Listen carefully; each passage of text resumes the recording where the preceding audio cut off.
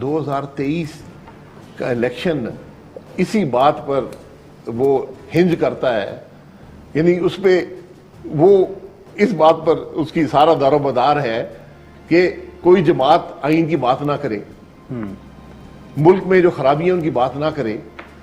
اگر الیکشن اسی سے حل ہوتے ہیں، عوام کی رائے کا احترام نہیں ہے، تو پھر میرا خیال ہے ہم ان الیکشنوں کے بغیر ہی بہتر ہیں، ہم اس اقتدار کے بغیر ہی بہتر ہیں۔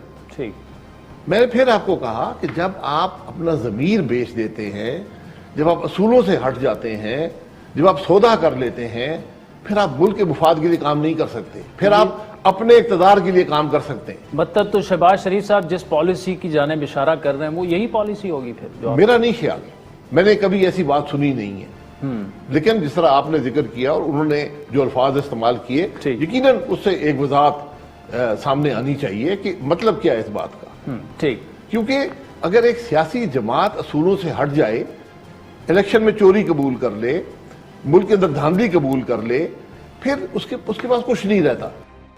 یوٹیوب پر گوگلی ٹی وی دیکھنے کے لیے youtube.com کی سرچ بار میں گوگلی ٹی وی ٹائپ کریں۔